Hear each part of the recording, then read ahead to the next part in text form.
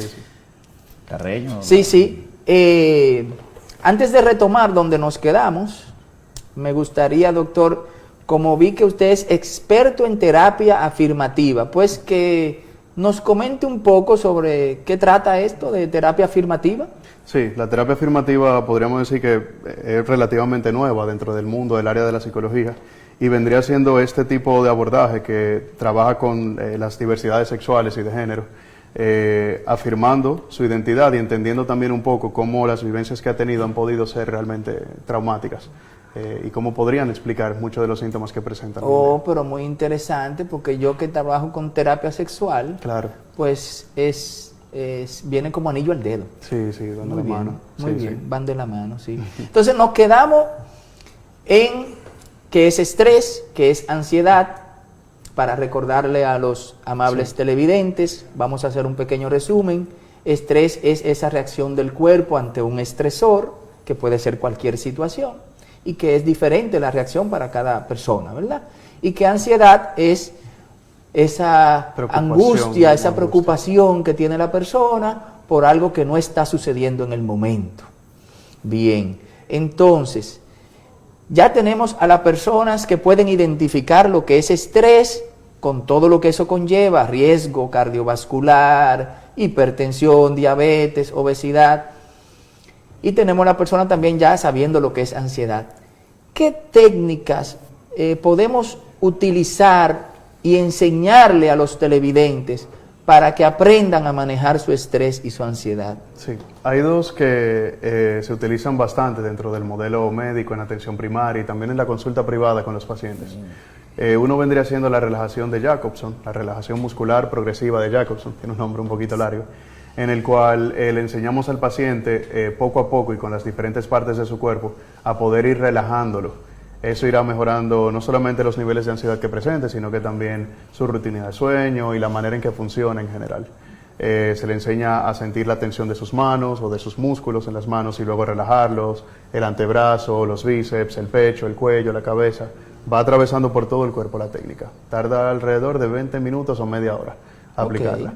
Y se espera que el paciente la domine y la practique también en casa con cierta frecuencia. Y otra técnica que se utiliza mucho también, pero más con adolescentes y con niños, vendría siendo la técnica del 5-4-3-2-1.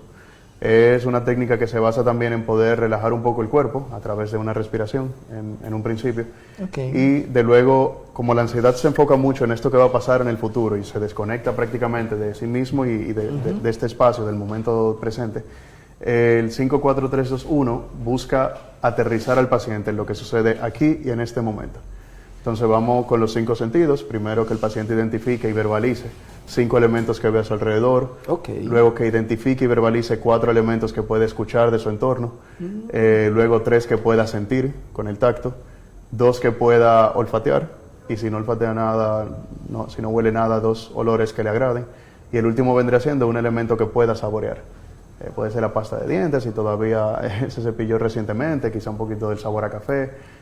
O cualquier sabor también que le agrade. Eso trae al cerebro al momento presente. Al momento, porque se enfoca en el sentido. Claro, claro. Y entonces como que lo trae al aquí y ahora, como usted menciona. Pero muy buena técnica.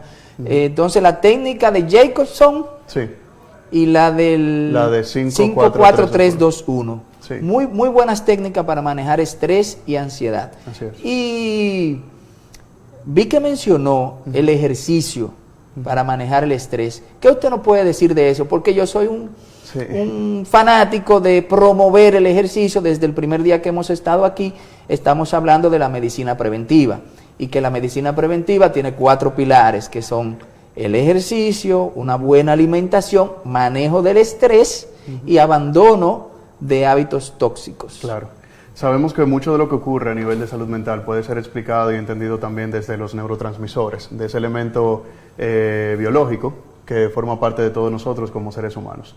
Y hay un neurotransmisor, como por ejemplo la dopamina, que se ha demostrado a través de la investigación que mientras más actividades placenteras hagamos y que requieran de movimiento, como el ejercicio, el baile, el salir a caminar por el parque, mayores niveles de dopamina tendremos. Y la dopamina se encarga precisamente del bienestar, de poder prestar atención, de disfrutar del movimiento que el cuerpo haga.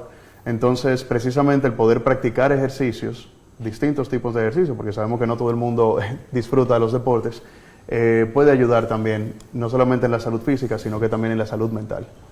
Doctor, en la parte que usted abordaba cuando iniciamos en esta sección, que Carreño le preguntó sobre la psicología afirmativa, que habló de la diversidad, entonces ustedes le dan un enfoque al tema de la diversidad sexual desde el punto de vista de la salud mental.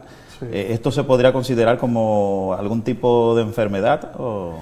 La diversidad, no. Sí. Ya con la terapia afirmativa precisamente viene respondiendo a lo que eran las terapias de conversión. Antes las terapias de conversión existían para modificar distintos elementos de la sexualidad del ser humano, de la identidad sexual. Entonces, por ejemplo, como alguien que se consideraba que era gay, ustedes querían volverlo a que sea hombre. Eso en la que tú planteabas, en la anterior. La terapia de conversión buscaba modificar su orientación sexual. Sí, correcto. De que vuelva a ser lo que de manera natural, exacto, que físicamente lo vemos. Sí, y ya vendría entonces la terapia afirmativa como a reconfirmar ya esas intenciones que tú tienes y que te sientas, se podría decir, identificado ya con esa parte. Eutónico con su preferencia. Exacto, que pueda identificar y hacer las paces con esos elementos con los que se identifica. Que no tenga esa distonía, o sea, esa inconformidad. Sí, porque hay anteriormente, por ejemplo, casi siempre, si era... Se culpa más cuando son gay en una familia, ¿verdad? Que hasta que el lesbianismo con relación a las mujeres como que es más pasable. O que los padres lo descubren menos que cuando el gay se identifica más fácil, en cierto sentido. Ya con la psicología afirmativa podemos incluso entender muchos de los mitos con los que se explicaba, por ejemplo, la orientación sexual. Que antes se pensaba que si un adolescente o algún niño era manerado, o si era homosexual, o alguna chica era lesbiana, se debía, por ejemplo, a la ausencia de papá o mamá. Esas son cosas con las que todos hemos crecido y todos hemos escuchado. O a que mamá era sobreprotectora. Que se ha demostrado ya a través de la ciencia, de la psicología de manera general, que este tipo de crianza no es la causa de la diversidad sexual de esa persona, no es la causa de su sexualidad, sino que tiende a ser una consecuencia. Como yo veo que mi hijo se identifica ahora como homosexual, mamá tiende a sobreproteger porque sabe que vivimos en un mundo que usualmente genera malestar a estas personas, pero papá tiende a tomar distancia porque prefiero no lidiar con eso que está pasando en mi hogar y en mi familia. O sea esa era la parte que yo decía, que entonces ya ahí entran ustedes para que esa persona pueda convivir de cierto modo, de modo que se sienta de modo natural con la preferencia sexual, aceptarse, sí, porque en principio casi los padres anteriormente... Ni los padres ni ellos mismos se aceptaban. Sí, pero de cierto modo no se aceptaban por la misma negatividad que había en el núcleo familiar y en su entorno. Sí. La verdad es que es un área muy bonita de la psicología, es relativamente nueva, como bien dije, pero ha abierto todo un mundo de cosas que antes se pensaban que eran lo correcto, pero han venido siendo ya desmentidas. O sea que la verdad que es un área que todavía sigue creciendo y ha abierto muchas puertas. Oh, muy bien, muy bien.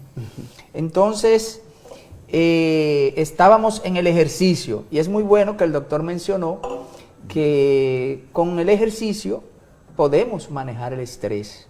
Por ejemplo, yo a mis pacientes les recomiendo, si van a hacer ejercicio cardiovascular, que sea en la mañana, porque en la mañana hay un pico de cortisol. Y las pesas que la hagan o al mediodía o en la tarde, cuando van a hacer pesas. Eso tiene su explicación científica para manejar los niveles de cortisol y disminuirlos. Entonces, al final, eso va en el tiempo a disminuir tanto el cortisol que la persona ya aprende a manejar el estrés. Es decir, la reacción no es tan severa. Bien, ya para la ansiedad se recomiendan otras cosas y me gustaría que las personas tengan muy pendientes las técnicas que mencionó el doctor. Sí, y también el ejercicio ayuda mucho en lo que vendría siendo las rutinas.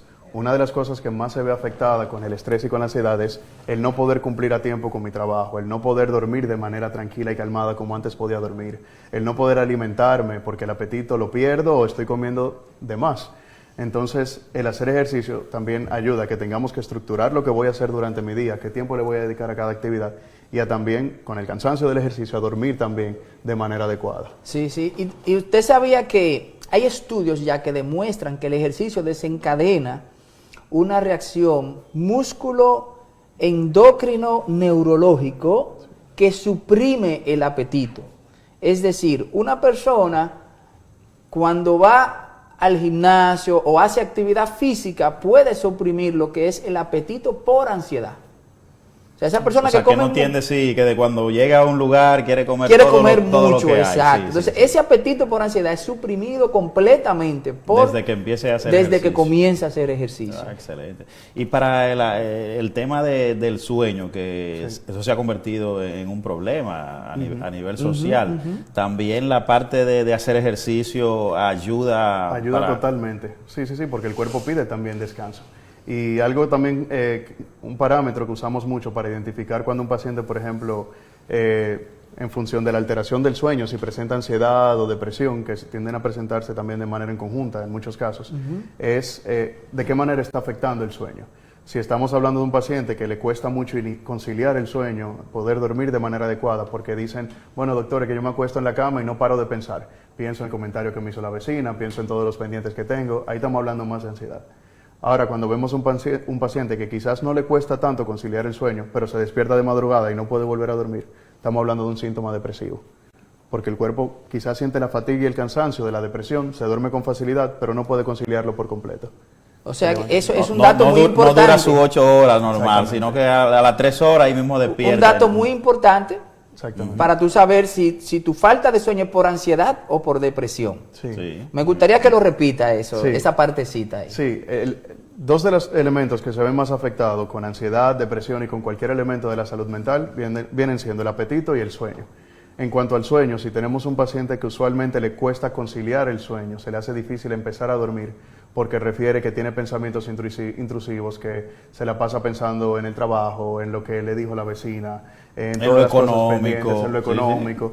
Estamos hablando de un síntoma de ansiedad, una ansiedad que puede estar afectándole el sueño. Ahora, si vemos un paciente que quizás por la fatiga y el cansancio que tiene se duerme con facilidad, pero no duerme las 8 horas y se levanta de madrugada y no puede volver a dormirse con facilidad, podríamos estar hablando de una alteración del sueño producto de una posible depresión o un síntoma depresivo. Muy bien, muy interesante. Sí. Vamos a hacer la siguiente pausa. La siguiente pausa, pero antes de irnos a la pausa queremos mandarle un saludo